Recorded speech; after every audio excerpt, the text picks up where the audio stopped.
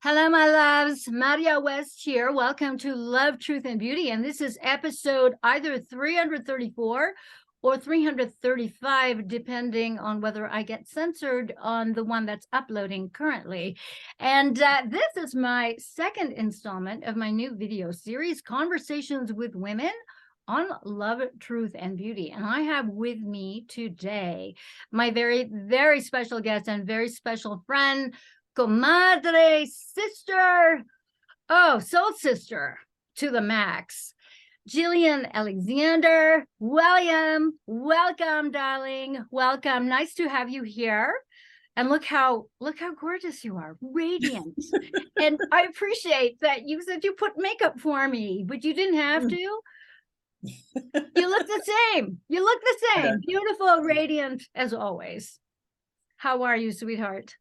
There's always an interesting question, that yes one. Answer and you can be honest with me. The trifecta is one of them is truth, so yes. It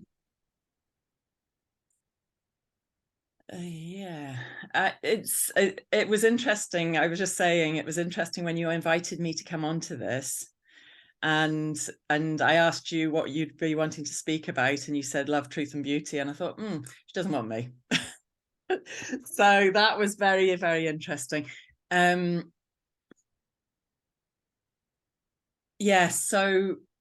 truth I have no problem with. That's an easy one, which I don't think is always the case for many people, isn't it?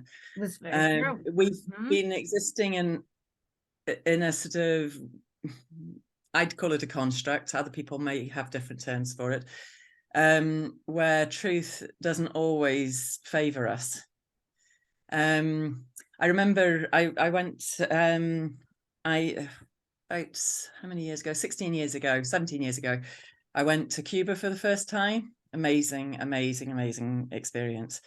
I went subsequently after that too, because it just had my soul, it was like my soul landed. Yes.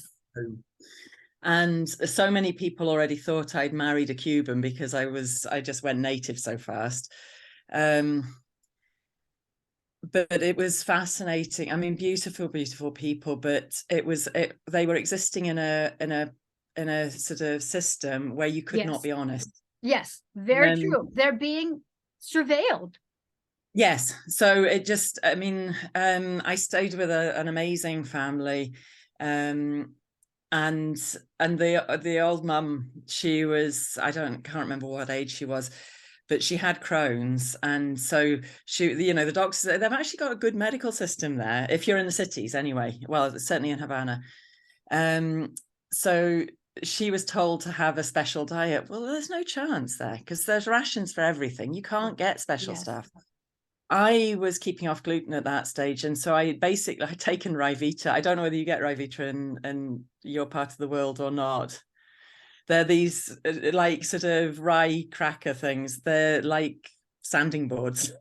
They are really not the tastiest, but they don't have gluten in them. And I thought, right, fine. I didn't, at that stage, I didn't want to see the inside of the Cuban medical system in any way, shape, or form. And of course, I didn't. There was actually far more food there that suited me than I realized. And so I took her these lovely delicacies as she saw them afterwards, and left them. I said, they're only for you.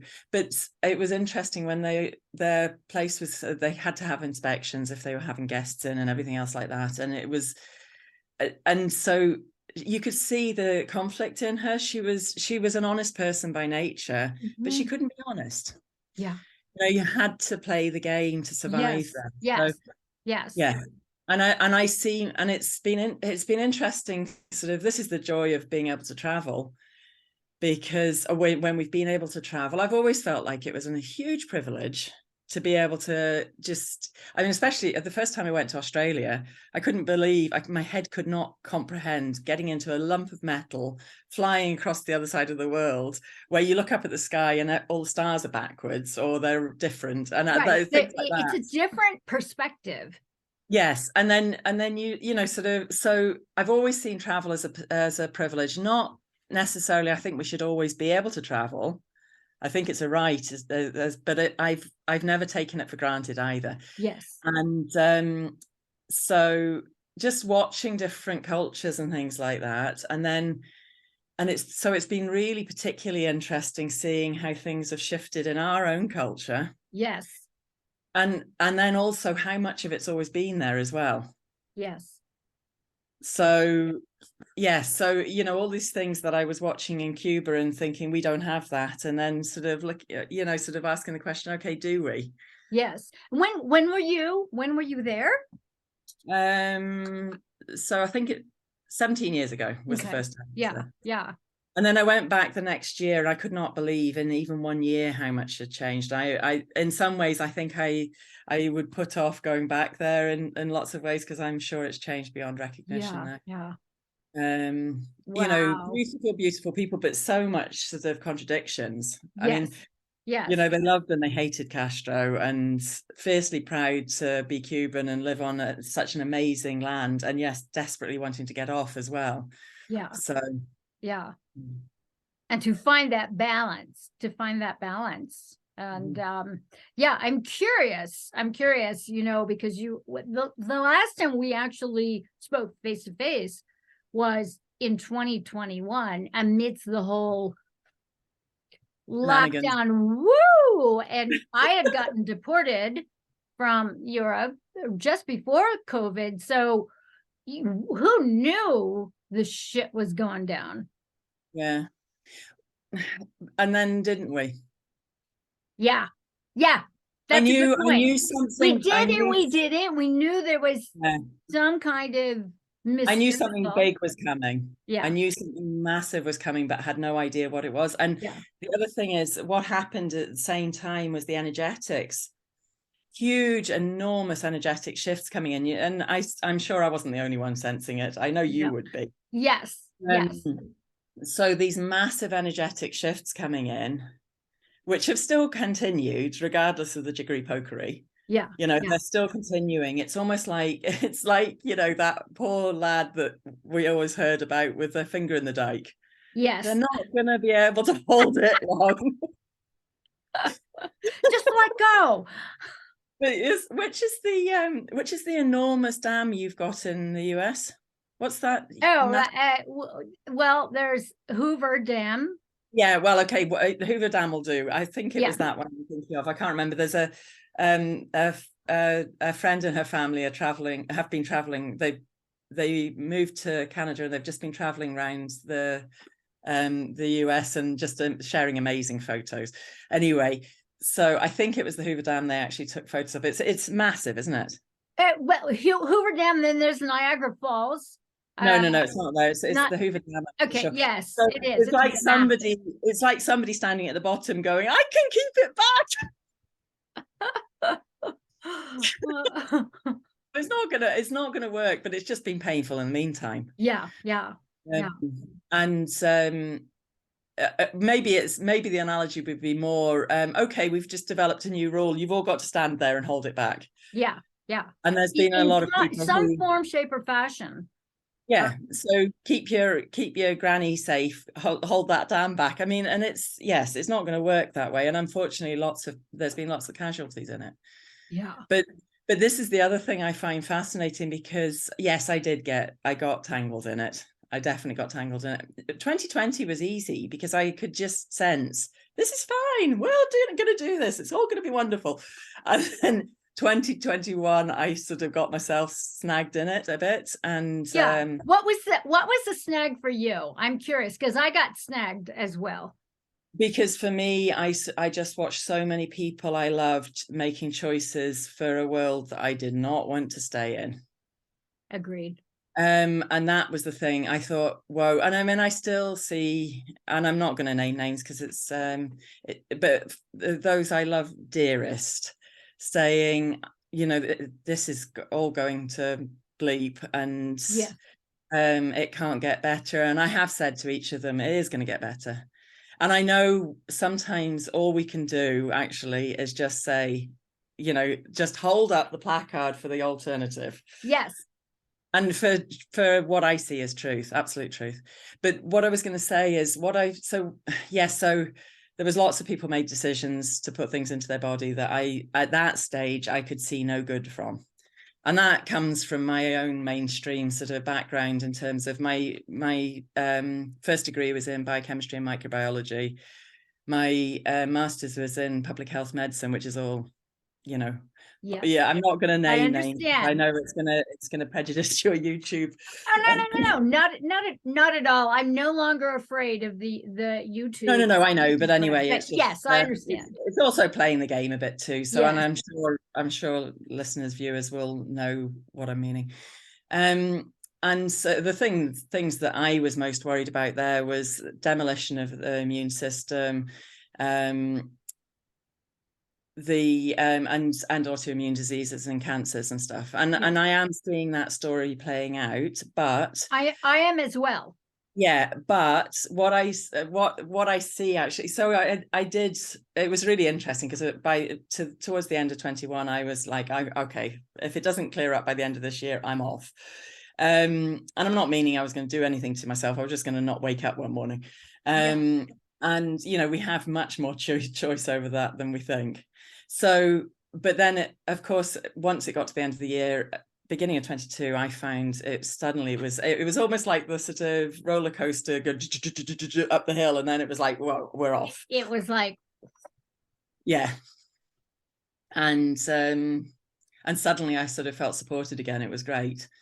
And then but so I have sort of, it's like, because I know, I mean, we can't be killed. You know, these things get killed, but the rest of it doesn't. Right. We're immortal, divine, creative beings. Yeah, we're eternal beings. There's no, you know, we can't get killed. So, you know, it's just, you know, it's just a show on that, in that regard. Yeah. So, you know, like every now and then I give myself a chat on that one, because I'm, you know, I do have these foibles of thinking, so every now and then I think, what am I doing? And also we are creating a reality. So why would I be creating a fearful one? But then I sort of, so in terms of what I see going on, I take myself back. I remember about 2018 having this really, I've nearly written about this, but I've kind of held back each time. I keep starting and then writing a bit more, and then because it's so open to misinterpretation, I think. But I remember in 2018 having this really strong sense that there was going to be a mass exodus of incarnate souls. And I mean, I mean, that can show up in any way. I mean, they could just move to another realm, or they could ascend, who knows. Yeah. But I just had this huge sense of a mass exodus of souls. And I was speaking to a friend in South Africa, not the friend we've got in common, this is another friend I met through there, and he was saying that a lot of the shamans there were talking about this as well. And then I'm trying to think who else I was speaking to as well in different other cultures. There's a couple of other instances where people were saying they were hearing the same. And I didn't know how, but I just had this really strong sense that this was coming. And what I'm seeing now, it's almost like at a soul level, so the sort of psyche level, I think people will be unaware. Some people will be very conscious of it, because I've certainly had that sense. But some people won't be conscious of it. That we're actually at that choice point of staying or going. Yes. And there's nothing wrong with either choice. Yes.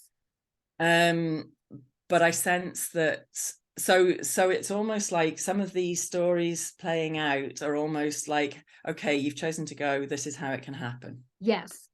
So it's the theater of what it is that we are deciding on a very soul cellular, the deepest of the deep level, to either continue on as we are, or to go for the next thing.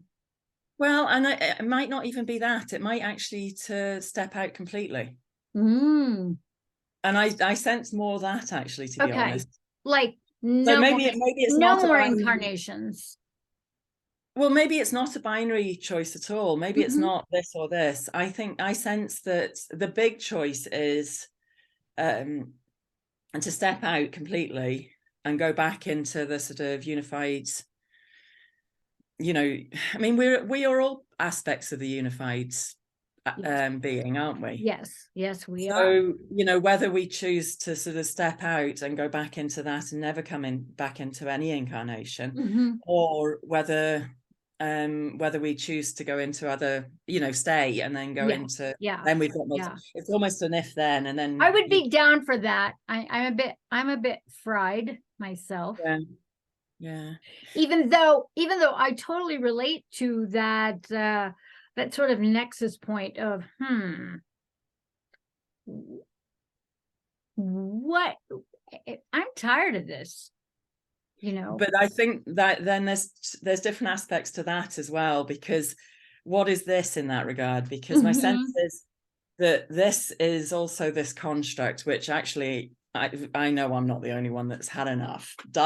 We've done that one, had that experience. I'm done with it too. We're talking about sort of being, sort of all powerful, unified beings, right? Eternal beings. And as far as I see it, we've chosen to have the experience of separation, and we've done really well with that. Yes. But now we're coming back into this time of unification again. And I've sensed that. I like that. I really like that.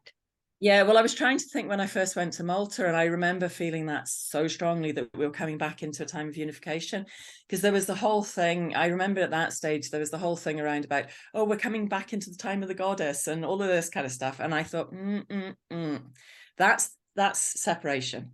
We're coming back into unification. Yes. And I remember going to the temples there, and everybody was getting all excited. Oh, it's time of the goddess, and these goddess temples, and they've got big phalluses. They totally these big giant megaliths of these the remnants of other worldly civilizations. But are they otherworldly? No, I don't think they are. Well, yes. It's kind of, and I've been to Malta, so I know exactly what you're talking. I mean, it's just like fascinating. You couldn't get me out of some of those things where I'm just like dumbfounded, where I can't even, and just. Well, to me, it's more, regardless of what's on the land, it's the land itself there. So I mean, I go everywhere barefoot there, and I can, so for me it's a communion with the land. It's not to do with what's on it, but this whole narrative about it, them being this temple or that right, for one group, and it's like, no, this is unification. And the many different places throughout the planet that also house these remnants, so to speak. So the land was actually, it feels to me that the frequency of these beings, whoever they were and what they left behind, is, it's like sacred ground. And what is the meaning of it? But maybe they're us. Yes. I mean, that's what I would like to believe. I mean, this is the other thing is too, there's no such thing, as far as I have ever experienced, there's no such thing as linear time. And what I'm finding fascinating is watching that story dissolve, because it is just a story for me.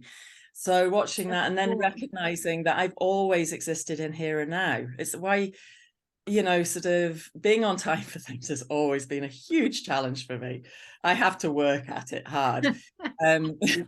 Yes, I have my little minders. Hi. An hour, half an hour, 10 minutes, 3-minute warning. It's like, because otherwise it's too easy to blend. Well, the other thing is too, whenever I'm there, it's perfect. Or whenever I'm here, it's perfect. You know what I mean? So the other thing is, I mean, so people talk about time travel. Time travel's a doddle, because basically everything is here and now anyway. So you just basically just check in with whatever else that you want to check in with. Love it. Love it. Yeah. Time travel's only tricky if people are, are playing by the rules of linear time. That's the only time it becomes tricky. Yes. And, it also, like, sort of, shifting between space as well. I mean, I remember working with somebody who was they were about to go to another continent for the first time ever, and I'm not going to name names or sort of even the continent, it doesn't really matter, but they'd never been to on that land at all, and they were definitely wanted, and there was other whether again, if everything's here and now, there's no such thing as past lives, but you know, I mean, there was other instances they'd been there, and they needed cleared because there was something snagging big time with it. And so we just basically sat in my temple space here and we worked with it. And when they got there, they said it was the weirdest thing, because the smells were the same, the sounds were the same, everything about it was the same as they'd experienced sitting in my temple space. But this is available to all of us. Yes, if we are open to it and willing to receive. And I think a lot of the folks that I'm witnessing in the Matrix are so concretized in their devices, just these false safety devices, touch points. And I like my devices. I don't have a problem with my devices. I'm good with my devices. I utilize them as tools to transcend a lot of the so-called limitations within the Matrix. But, you know, I also have an openness to be able to do that and utilize it as a tool without me being a tool of it. And that's something that we have to, you know, you have to consciously decide that. And actually, maybe neither's wrong. There's a time and place for all of it. Well, the other thing is too, I find it fascinating. One of the things I love playing with is, what if we're actually in a benign universe and everything is here to support us, which I do believe it is. Because if we've chosen to have an experience of separation, this is so much in service to that experience, isn't it? Yes. Yeah. So, and the other thing is, so it's interesting for me, because it's like, okay, I spin the narrative that, you know, we're just sparks of the divine, and we're here and we're all powerful beings, but we've chosen to have this experience. And then sometimes I'm recognizing I'm telling the stories as if I don't believe that, but it's like, okay, if I've chosen to be here, I'll be here fully, and I'll play the game according to that, and just see how it works out. So within that game, you know, I watch so many people, and I don't think I've ever met an adult that isn't traumatized to a greater or lesser extent. So all of the systems and structures then become safety mechanisms. And I watched that in 2020. That's very true. We cling to these comfort zones, even if they are harmful to us. Yeah. Well, it's the same as the child who's got an abusive home. You know, violently abusive home. They will still cling to that parent. Regardless of what they've been through, because it's the known. You know, I've learned to play this game.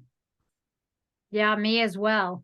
No, but I'm just meaning, you know, it's like the child, it's like they've learned to play that game. So they know, and I think in many ways, as we elevate in terms of consciousness and understanding that the universe isn't at the same time, it sort of, like, for me, I take great comfort in that, because then I have wiggle room to just sort of move in and out of different realities and frequencies without attaching, like for myself, the I am to this or that, or, you know, whatever. And it allows that sort of fluidity, so that if I do find myself get stuck in a shit show, I can just go and poof, I'm out of there. And what I'm noticing is the poof, I'm out of there. Sometimes it's very, very quick and instantaneous. And there are other times when it is literally like I need to take a knife and just pierce through that veil, because it's so heavy. And then I start wondering, all right, I created this. What the F is this about? Why did I create this experience? And separating myself from myself. And do I know the difference? Mm-hmm. So all that suspect questioning, you do. yeah, I suspect it's almost like sometimes I think that this whole, I call it the COVID drama, you know, that played out in the theater of our outer realities and also our inner realities, because there's a reaction to the shit we're witnessing where you're like going, oh okay, this is not my reality. This is not me. We're not in Kansas anymore either, you know? And so having to question all of that and to remain that sort of fluid, creative component of the universe, that was a big wow for me, you know, because it really, I know it forced me to be more cognizant about what I was creating. And I think for a lot of people who were like sort of on the brink of the edge of where their realities were like shattered, that they stepped into these very creative places where reality became very fluid and not and no longer constricted within the so-called construct of familiarity. Mm-hmm. And I think that was part of the takeaways of this craziness. And yes, we all do have PTSD from it. I mean, it's a collective, and then however we interface with it on an individual level. But I think on an individual level, like I know for me, I wasn't so much affected by it physically, other than I couldn't travel, or that I had an entire year and a half of a book tour still remaining, which got absolutely obliterated and canceled just before the whole thing was revealed. Mm-hmm. Mm-hmm. You know, so it's a very interesting set of circumstances, and you know, everybody has their own story around what was happening prior to the revelation of this kookiness that we all seem to have intersected with. But then aren't that people who were away from, like, say, Western society and had no idea? Well, to be fair, I didn't really play the game at all. I never wore masks. I never did any of it. And I mean, I actually forgot that. I did find it weird seeing grown adults, you know, walking around with gags on their faces. But that's fine. I mean, it is choices. Yes. But it was, but I would just, I actually was oblivious to the fact I didn't have a gag on. Yeah, I was basically just. I didn't either. I walked around a neighborhood. I had people attacking me at 6 a.m. coming out of their trucks. They're alone in their trucks. I didn't get that. Coming after me, and I'm like, I have a taser. It's like, yeah, come closer. I mean, what is wrong with you? I had none of that. Honestly, I'm alone. I'm alone in the middle of the high desert. Why are you even bothering me? And I would just laugh, you know, and it's just, but the irateness and the fear mongering, the porn was like. Yes, of course it was. But this is what I'm saying. You're saying it was folks have PTSD from the last 3 years, but I think it was way before that. That's what I'm saying. It primed them to people were already traumatized under. But well, think about, everything has been designed to traumatize folks. I mean, well, you know, in the US, though, prior to that was the stupid election that I just didn't all know about. But that seems to be what comes up a lot, you know, and I'm like, wow, who knew? But I wasn't there. But the personalities within that, they were all made up to be sort of, it was like a Punch and, you probably don't know what a Punch and Judy, do you know what a Punch and Judy show is? Yes.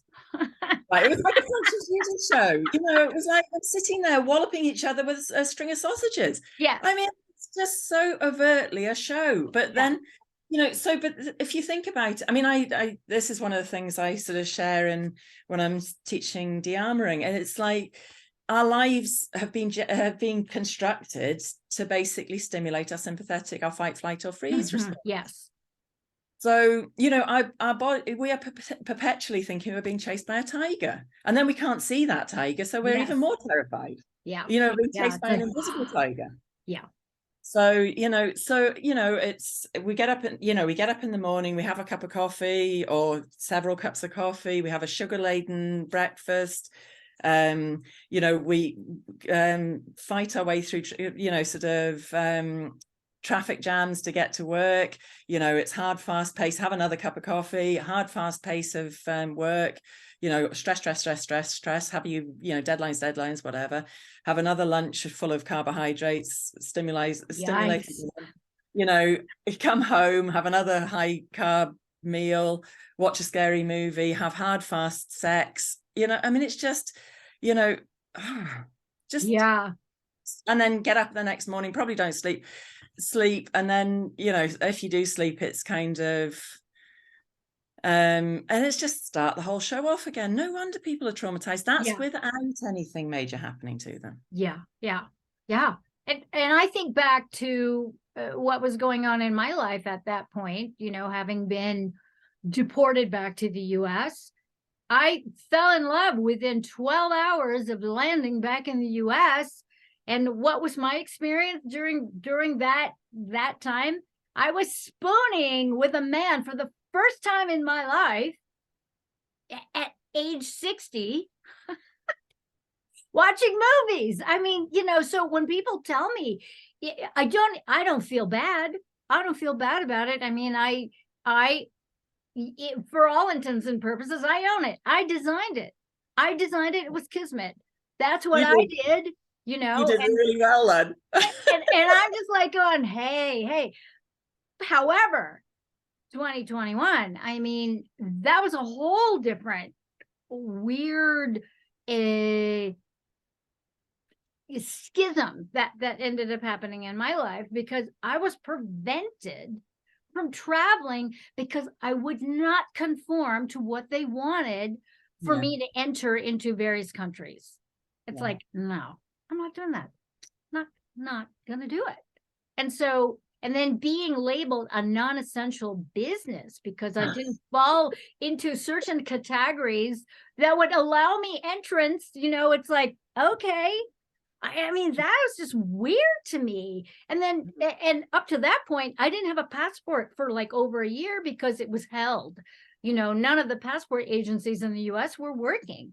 So that just felt really uncomfortable for me, not to be able to travel freely as I. And yet that's all very much part of the construct, because basically we have freedom to travel. We always have it. It's a right that cannot be taken away from us. Wacky. So yeah. And then so it's that stance between, okay, so one of your three is truth. And so you know, this year in particular, well, last year really, I was sitting just stepping back and watching, and I do watch the YouTube videos, and I watch them from different angles and everything else like that, and I don't necessarily agree with most of it. I don't agree with, but that's fine.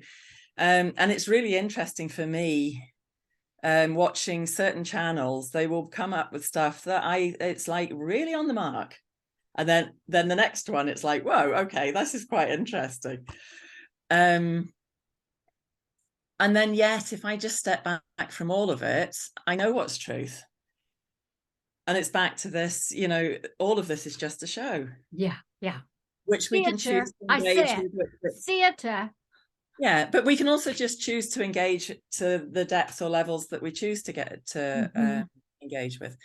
The other thing is too, I do think that some of us have actually, we haven't engaged with this for ourselves at all.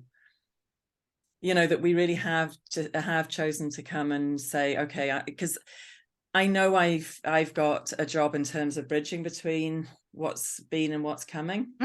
Yeah, me as well. Yeah. And it's like lots of, I mean, this show here makes no sense. Absolutely no sense to me. Right. Take sex, one of the most fundamental parts of it of all of them. You know, this idea of you know, this being a chase, you know, it's like, catch me, you might get it. I mean, it's just insane. It's the most rapey construct ever. Yes, absolutely. What can I get from you without your consent? Yeah. Really? Because even I mean, the number of women, and I'm sure it's the case for men as well. I mean, I rocked it up in a woman's body, so that's the one I know best. But who are in committed relationships, they love their partner, but they still allow them to penetrate their bodies when they're not okay with it. Yeah. Right. Yeah. Yeah. So it's this is another one that stirs people up, because the number of people that will say, I've encountered women who are really unhappy when I say things like that, because in their mind the only definition of rape is a sort of a complete stranger jumping at you with a knife in their hand or something. I'm with you, Gillian. And yet the body experience is absolutely of rape, where sort of entered when it's not okay. Yeah, exactly. So and even I remember reading because you've got what's Cosmopolitan with you, but I don't know whether it's the same magazine as we've got here. I think it's the same, but I don't know. And I remember reading this article on well, if you're not sure whether you've had an orgasm, you definitely haven't, and all this kind of nonsense, and then how to have orgasms, and it was all about this constriction, and and it was just like, it was the polar opposite of what our bodies need. Wow. And it was just like, oh, okay, fine. And of course I swallowed it all. I sort of, because I was definitely in my separation separation phase at that stage, sort of blissful ignorance, had forgotten everything. And I right through my life, because I don't have contracted orgasms. That's not the way my body works. Yeah, I don't even know what that, I don't even relate to it. Well, it's that sort of whole idea of orgasm. It's like lots of friction, lots of pressure, and then explosion and all this kind of stuff. And it's basically doesn't appeal to me. No, I know, because it's just throwing all your energy out. Why would you do that? Yeah. But that's what most people will know as orgasm. And because I remember a lover one time, because I used to just, if it was a new lover, I would just say, I don't do that, because apart from anything else, I couldn't be bothered with this trying to make me orgasm. Yes. Yeah. It's very it's just too it's too much in here. And it's too much a disconnection, the heart, mind, body, soul connection. Oh, forget it. It's too achievement oriented. Enough of that stuff. Yeah. So no, it's been fascinating, sort of the whole thing, because it's like sort of watching it. It made no sense to me, and sometimes I actually have to like what certain words don't make any sense to me. So it's like, okay, what do most people mean by that? Okay, that's obviously what it means. It's like, so I'm almost having to sort of develop a lexicon of what I the actual experience is in terms of human language. And so and my sense is all of that's going, because people are recognizing there's more to it. Exactly. And especially with the opening more and more of our third eye, and to be able to move into that realm of intuition and feeling without language, the sort of psychic, energetic, emotional connection to the all through the body. And you just know things. You don't have to explain it. It's not something that you do. It's something that you are. That the receptive principle of each one of us being in our feminine and receiving. Yeah, I mean, that like I say, when I was in my construct phase, it was like, or system phase, or whatever you want to call it. Because I remember, I mean, when I was little, I would be down the fields playing with the fairies, and sort of with the animals and everything else like that. But the downside of that, or the challenge with that, was I could feel the earth, and I could feel all the animals. And I lived on a farm, so I mean, it was old style farming, so it was not as brutal as the sort of the industrial farming that there is now. Yes. You know, my father had a dairy herd and he knew every one of them, you know, so, you know, and he cared about them. He was a deeply caring man. So, but they did get eaten, you know, and I knew that, you know, I knew what was on my plate had been, you know, one of the animals before. Yeah. And so, but it was easy for me to connect to the land then. And then I, you know, sort of coming into the schooling system, I think even my primary school, I probably was okay. And then it was 10 or so. My parents split at that stage. My mother was probably brewing to be an alcoholic, but she got to be quite an impressive alcoholic at that stage. And then I was also sent off to boarding school. So, which is a weird thing. And you're meant to feel privileged for it too, because it's only the privileged that get that chance. It's like, why? Yeah, but the separation. Yeah, it's horrific, actually. Yeah. So I've had bits and pieces of experience of the whole boarding school thing, and it was, you know, at the same time, it was an escape from the hell that I was in at home, but it was a different kind of hell that I was in. Well, it's a very strange thing, because you know, I did become very self-reliant, because how else can you be? I mean, I learned to be self-reliant before that, but it's yeah, it's such a weird thing. And of course, our house mistress the first year was a rampant alcoholic as well. And you would come in, you know, if she was in good drunken and in good form, she would come in and play dodgems with the beds in the dorm. If she wasn't, I remember her grabbing one girl by the head and smacking her head against the wall. Oh my goodness. So she was violent, you know. So my parents are paying a lot of money basically to, you know, put us in quite a dodgy situation. Yeah, very, very dodgy. That is the perfect word. And it's and there's no accountability at all. So, but you know, so again, I do get these safety mechanisms, because basically, okay, I play the rules. So you know, I was a very good student and everything else like that. And I mean, I was intelligent. So you know, school was easy for me.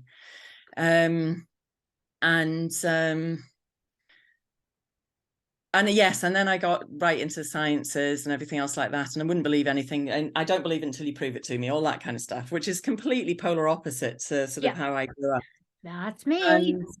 And yeah, so yes, I did all the mainstream stuff. So I read Cosmopolitan and I did their orgasm exercises. And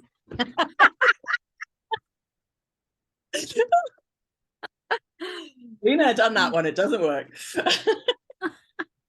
That's pretty funny. And then 25 years ago, I hit a wall big time, and literally my mind shattered at that stage. And it was the most what was the wall? Well, I'm using, there wasn't really probably a wall, but basically, I don't know. I think I remember at the time, it was like, it would be one thing after the other after the other. I felt like I was in the middle of a highway and there was lorries coming at me every time one hit me, and then I'd get up and another one would come and another one would come. So, and at that stage, I mean, my father had died sort of, well, there was a 3-month period where basically my father died. Oh, and I lost my second child. My father died, and then my marriage collapsed. And then that would be when I was 24. So it was about 10 years later. No, it must have been closer than that, because I think it was about 7 years later that my mother died. No, it wasn't. It was 6 years later that my mother died. And then there was just one thing after the other. And there was other big things as well. Just and a lot of loss. Yeah, but and then my brother died too, not long after that as well. So, but it wasn't so much that, it was just and then I moved to the house I'm in now, and I maybe it wasn't quite, it was nearly 25 years ago, and I think there wasn't the next truck coming. And suddenly I could breathe, and then everything started to unravel at that stage. It took a couple of years, and then everything started to unravel, and then or maybe a year or so. And you know, I played the game, I played by the rules, and it really wasn't working. You know, I'm still not socially adept. You know, I behave the wrong way. I say the wrong things, all that kind of stuff. I mean, folks still seem to like me, but I'm not good at that sort of, I've never been good at sort of doing what I'm told, ever. Me neither. No, I know. I think that's normal. So. And isn't it wonderful? I mean, Yeah. it's so wonderful. I mean, Yeah, I would watch people just say these things, and I would just be horrified by what they were saying, and people would be agreeing, and I would be sitting there going, I want to get away from you. I don't like you. I don't like any of you people. Like, I can't believe what the fuck I'm hearing. It was so like hateful and dismissive. Oh, no, yeah, for sure. Just for sure. like, what? Yeah. So basically, but what happened there was my mind shattered. And so, but when I say my mind, it was like my monkey mind shattered. And so I was lucky if I could remember my name at that stage. And then, but what happened was it then opened things up again.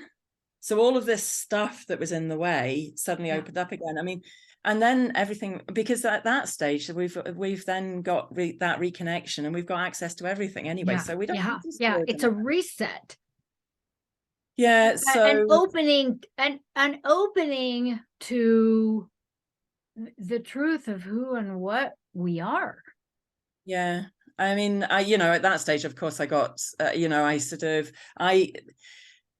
there's not any support in our cultures for spiritual awakening or reconnections or whatever you might call them. No, there is not. There is for mental health, for mental illness.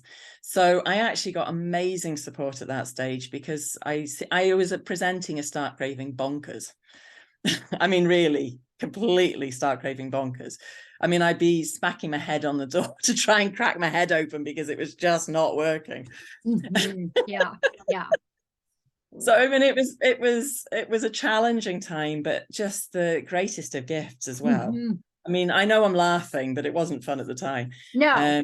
And I mean, I spent 8 years just not wanting to be alive, and that's quite a long one to sort of claw my way, for anyone to claw their way through. But you know, I mean, an example of just having access to anything. I mean, it's like, I remember going to I was to be teaching at a festival in Finland, and they were determined they wanted me to teach de-armoring, and I know that can open up a lot of stuff for folks, and I thought, well, it could be quite a big group. And the biggest group I'd ever worked with was 30 or around about that. And I thought, well, right, I'll kind of move some stuff around. I'm sure I can do it. And probably the biggest group, it was the first workshop, 8 a.m. on the first morning of the festival. I thought, who's going to want to go to de-armoring first off? Anyway, the doors opened, and they came in, and they came in, and they came in, and there was 150 people turned up, all speaking a different language. And I'm sitting there thinking, oh my giddy aunt. It's like, holy moly. And I thought, and I just knew it would be okay. So it's like, okay, I didn't really know what I was going to be doing. And it was perfect. And it was just so many sort of things just fell into place so beautifully. It was amazing. And then the next year they asked me to go back, and I don't learn. So I actually offered a workshop on healing the primal wound, the wound of separation. So there was 300 people trying to come into that one. We couldn't actually fit them all into the room, but you know, and that one I really didn't know what I was going to be doing. And it was just incredible, absolutely incredible. So that's what's available. I mean, pub quizzes I've been notoriously bad at, but I can turn up. I've seen myself sort of happen to walk into somewhere and there's a pub quiz going on, and the answers just pop in. Yeah. You know, answers I didn't know, but they pop in anyway. Yeah, because you're in that field. that field of authentic creation. Yeah. It's happening. Mhm. Love it. Yeah, but that's the whole thing. Everything is available to us. And it's how much do we want to stay in separation, how much in unity. Yes. But this Yeah. is the other thing. So, you know, sort of back to this idea of the choice points, there is an in-between state as well. You know, we can still choose to be fully connected while also choosing to have, you know, also be connected to those that we love in the separation as well. Yes. Yes. And that's that waltzing. I call it waltzing in and out of the matrix. Mm-hmm. Mm-hmm. Virtually undetected. You know, I mean, I pretend to be one of them, and they have no idea. They have no idea. I am just playing a role of your friend in this construct of yours. And I go Yes. back to my own thing. You know, I really love that everything is available, because my life is, that's how it is. It's all available. Even as I was growing up in the shit show that I was in, you know, I so relate. I was outside with the fairies and the flowers and the deer and all of the critters, and, you know, inviting them into the house, you know. And I didn't know that you weren't supposed to do that, you know. It just seemed natural because it's an outpouring. Huh? Why aren't you meant to invite them in? Oh, well, I later learned it was not okay to have a skunk come into the house. Oh, that you were my friends, you know, that, Okay. you know, all of a sudden, like, I'd never gotten skunked, but, you know, my poor mother. Oh, dear. I didn't know that's what they did. I had no idea. But, you know, bringing in the critters, because these were my peeps. These were my peeps, and, you know, just that whole thing. And then the shattering of, or the attempted shattering of my reality, that if I kept that shit up, they were going to lock me up. It's like, okay, I don't know exactly what that means, but it wasn't good. But still, you know, it's like being able to get to the point where I'm sneaking out. They've got me locked in here, but I'm going to sneak out, and figuring out ways to make my egress in and out of the house undetected. I mean, that's kind of waltzing in and out of the matrix, and just knowing everything is help is available. Another way is available. An opening is available. Yeah. Love it. Yeah. But the other thing is too, because time, as far as I'm concerned, everything is here and now. The other thing I find it really interesting, have you ever noticed things coming and going between realms? And that's, I'm sure other people are seeing it too. Yes. I've noticed that sometimes I'll come in from being out in nature, and I'll come back into my home, and things have been rearranged. The dishes that I thought I didn't wash, not only are they washed, they're put away. And then I'll be doing something else, and I'll be washing the dishes or putting them away.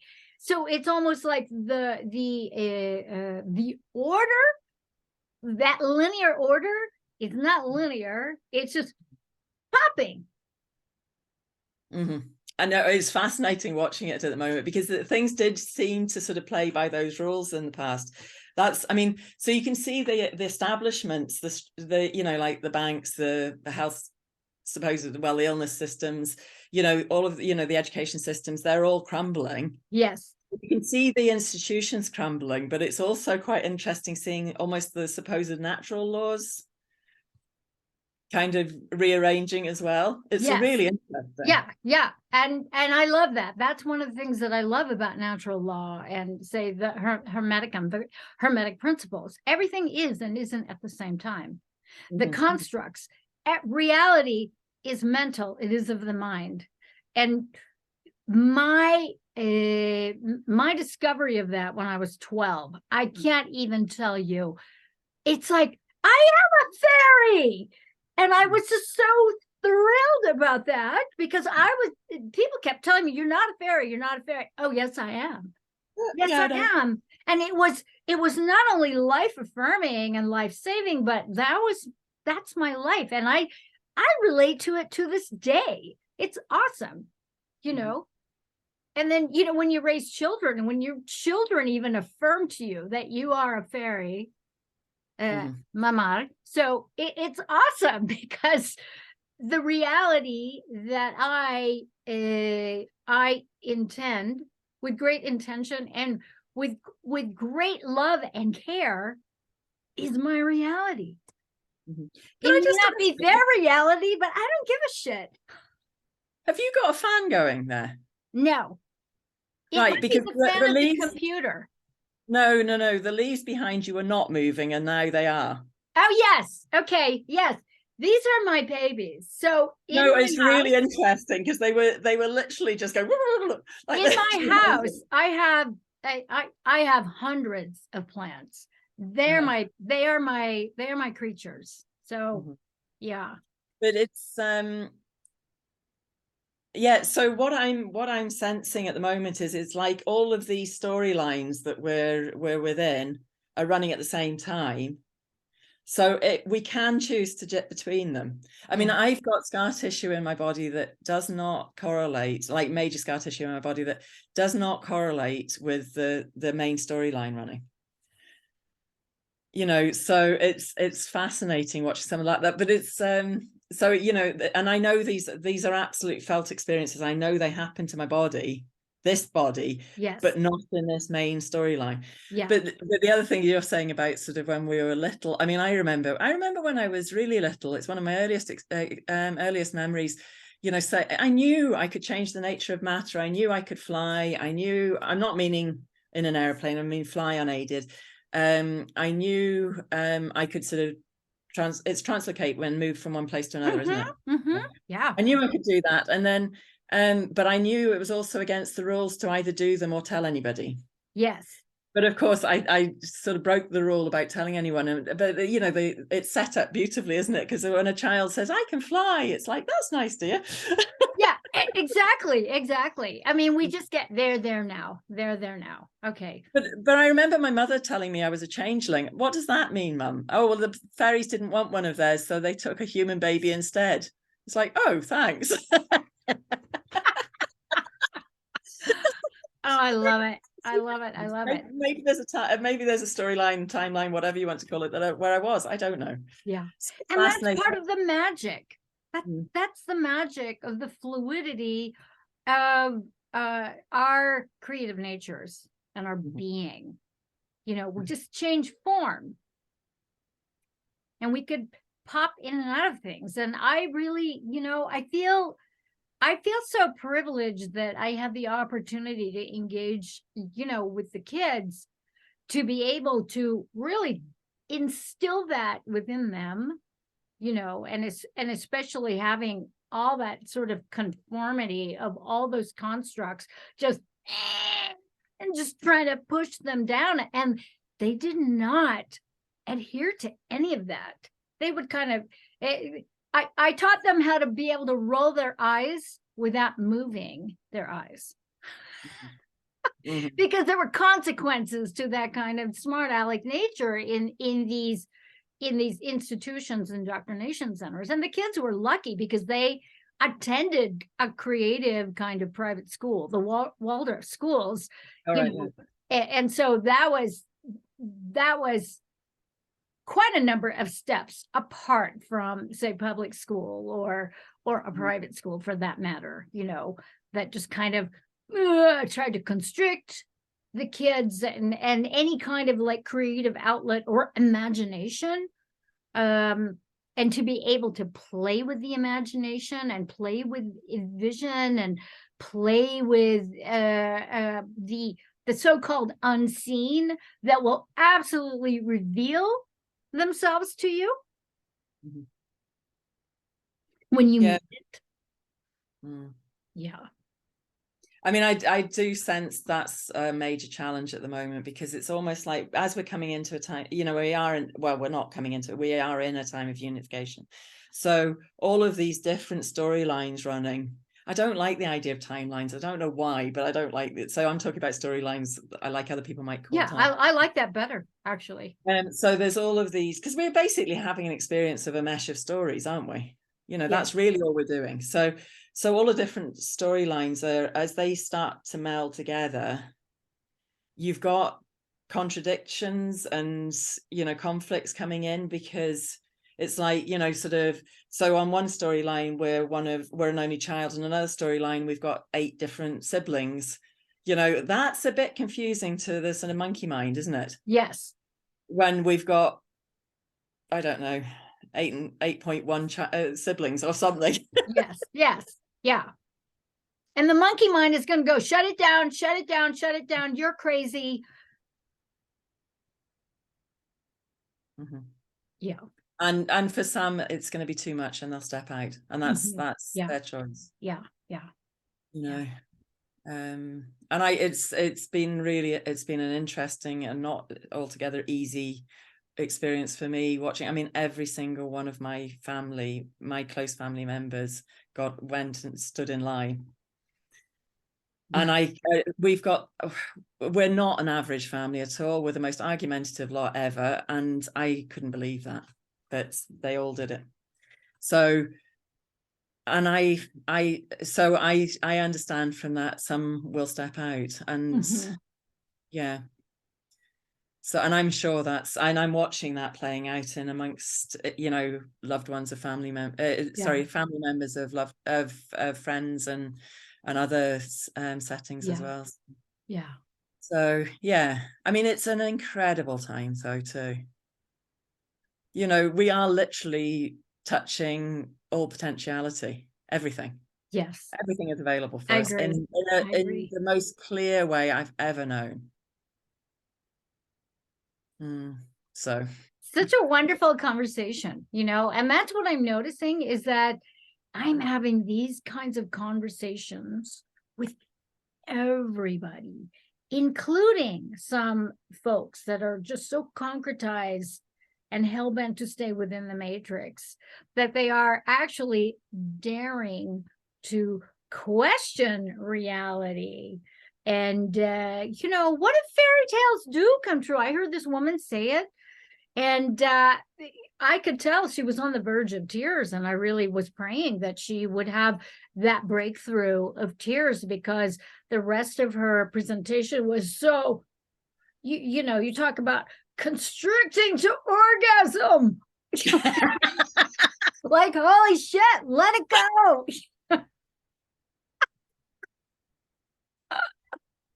But that's kind of how it felt, like there was some kind of emotional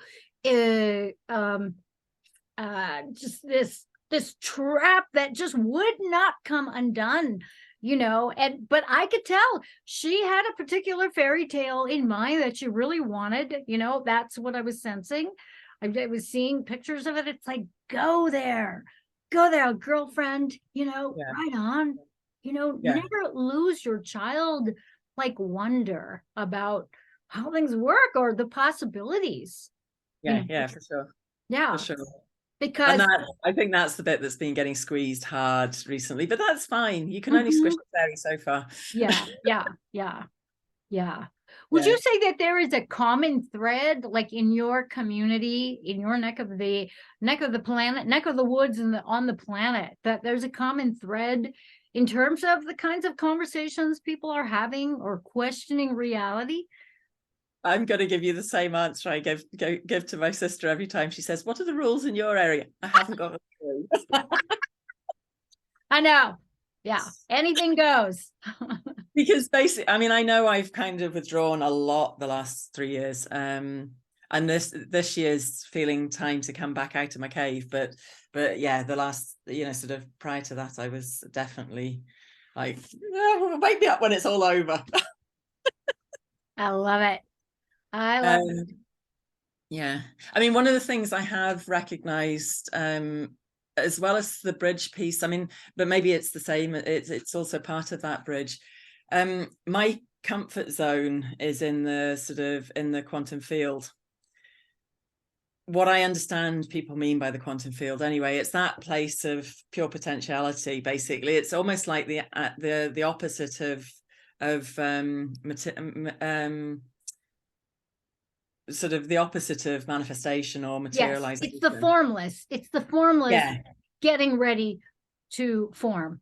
I so relate 1000%.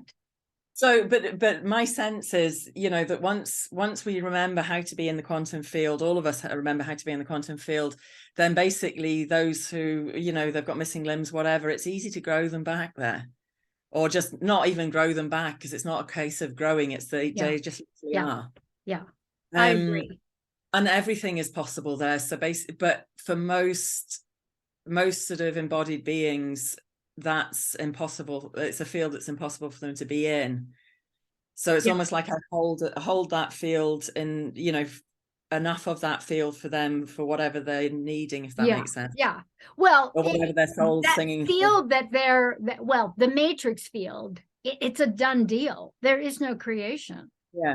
You know, you're just inserting yourself into this limited scope reality as if it's real. And the true quantum field, everything is there. Everything. It's available. We are complete within already. Yeah. And well, that completion within absolutely translates in the outer reality. Yeah, of course. You know, but it's that's one of the storylines that's been interesting to, you know, when people have been talking about med beds and stuff like that, and then I can see the different, even within that storyline, I can see all the different permutations of that, as well as goodies and baddies and you know, good stuff and bad stuff and all that kind of stuff. But really, these are just devices doing what we're capable of anyway. Yeah. So yeah. Yes, I find it fascinating just watching it all unfold. That was my experience with the trigonics practitioner, whatever he did, because I was really stuck in this field of this constriction in my head, saying I am to this experience of this concussion and this ski crash, whatever. And this, like, it was amazing, and I felt it. He actually directed me to go into the quantum field, his words, and I was like, what did he just say? Like, this dude is talking my language. And I felt this cradling behind the back of my head, didn't do any chiropractic adjustments or anything, and I felt this.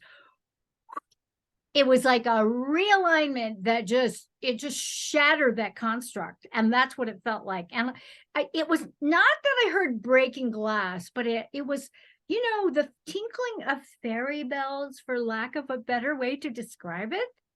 And I mean, it was pretty wondrous. And I just burst into tears. It was just a really, really profound experience. And I cannot, for the life of me, find this man's business card. Oh gosh. You find it. I can't find it. I don't remember his name. So I contacted my contact who introduced me to this person. She was there. She goes, he didn't give you a business card. He's retired. I'm like, no. I could swear he gave me a business card, but apparently it's not to be, because I can't, but I did look up trigonics. So there is such a thing. I'd never heard of it. So he's a fairy agent that's going in and out of the matrix, and came to really give me a tune-up and really help me go beyond that construct that was causing me a lot of suffering.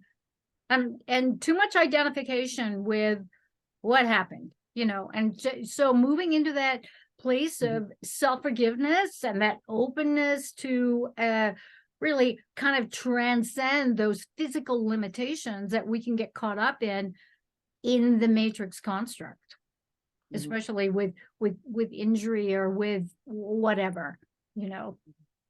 No, I mean, thanks for sharing that, you know, sort of that perspective from your own, you know, that all of us can get tied in the story. Yeah, and watching it happen, you know, I at that point, you know, it was 7 weeks, 8 weeks, no, 7 weeks since the crashes, because it was multiple times, you know, and I was like, I was gnashing and identified with it, and at the same time doing my work and doing great work and doing all that kind of stuff. But yeah, this intersection, or this imposing, well, actually it's the matrix imposing itself into my reality, and you know, and then realizing, oh no, it's me imposing and identifying with this imposition. And you know, I needed some fairy realm assistance to fucking shake me out of that. And pretty amazing. Oh, I mean, I do find it fascinating how it's like, sort of, you know, it's like, okay, I'll show up for you here and I'll give you a bit of help here, and just how things show up. It's great. Yeah. And it's interesting, this morning I was talking to another friend, and she was just talking about the she and her connection to the she and some of her experiences with that, with them. And yeah, it's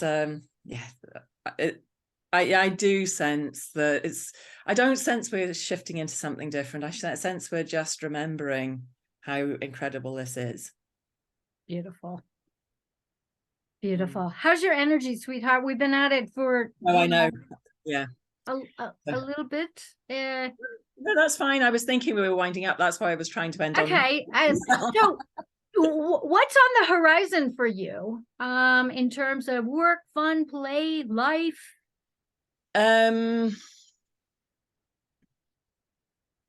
Right, so in terms of things coming up, it's been really interesting, because last year, right, wait a second, 3 years ago, I was definitely going to be working with the seasonal festivals. So the, you know, sort of the equinox, the solstices, the you know, Beltane and Samhain and all that kind of stuff. So, and I do love that, because I love that sort of connection to the seasons, to connect, you know, that sort of flow of the seasons, the connection to the land.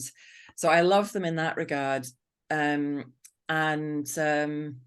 Last year I tried to sort of, and it just wasn't happening. It's the first year for a long time it wasn't even for me to sit down and connect to that energy. There was something weird about about last year with that. I sort of did it a bit so the years before 2020 I didn't, and then I did some online stuff in 2020, and they seemed to work well, and it allowed people to connect online that couldn't have joined in otherwise. Yes. So there was definitely a gift in it. Anyway, this year it was like it was coming towards, I think it was the beginning of this calendar year. It was like, right, working with them all again. And it was so obviously we've got Astara coming up on Monday. Sweet. So I've got a play shop on that'll be here. So, and I love doing play shops for these kind of things, because it's just really playing with that energy. Beautiful. And then so I'll be doing something for each of those, the 8 of those this year. And then just after and then most of the other 2 offerings are sacred de-armoring workshops, because that really helps clear what's on this plane. Beautiful. So anything needed. Anything from the collective, from ourselves, from throughout time and space that's got stuck in the body anywhere. So I just still find that really useful to work with folks. And then and it also, that container allows me to share a lot of other things in that container. It's only over a weekend, but we get a lot done. And then ancestral healing, because it's a really simple process, powerful but very simple process that helps clear this direction as well. Beautiful. And it's also a really easy process for people to share with other people as well. So I like doing it that way too. And then I'm offering more retreats coming up as well. So I've got a retreat in France coming up in July. Friends she's establishing an amazing retreat space in the Pyrenees. So that's Beautiful. coming up. How exciting. Yeah, We it's need to coming have up. all this information in the show Okay, notes. I can So send that. I'll get all that from you, because this is important to share. Yes. And to participate and receive, really receive. Yeah, and I receive your do medicine. offer. Yeah, I do offer sessions either in person or remotely, but I'm not about selling anything to anybody. So if somebody's feeling drawn to work with me, and it'll not be about what's coming out of my mouth, it'll be what they're sensing, Beautiful. you know, from me. Yeah, just contact me. And my website is www.sacred-touch.co.uk, and if you put Gillian at the beginning of that, you'll get my email. So just contact me if you're wanting to do some. If you're not sure about it, just wait a while. If you're really ready to remember who you are and show up fully, then do contact me. Beautiful. Thank you so much, Gillian. Mm-hmm. Just such a delightful conversation. And, you know, we will be in this space, and the space continues on even when we're off the call. And I really feel that, because I realize, wow, it's been a long time since we connected via Zoom, but I always feel you. Yeah, same with you. You know, there's always a connection in and out of the Facebook. I haven't really been on there. I'm you know, posting things off of an app, so I'm not even on there really anymore, because it's such a bizarre space to be, but I appreciate it at the same time. And anyways, I appreciate you spending some time with us, with me. And so any parting words before we close? I'm just, that's a, yeah.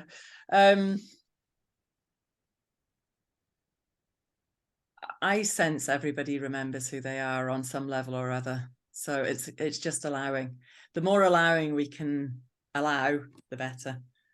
Beautiful. So even if we judge things to be not quite right, just allow it anyway, because it's just an experience.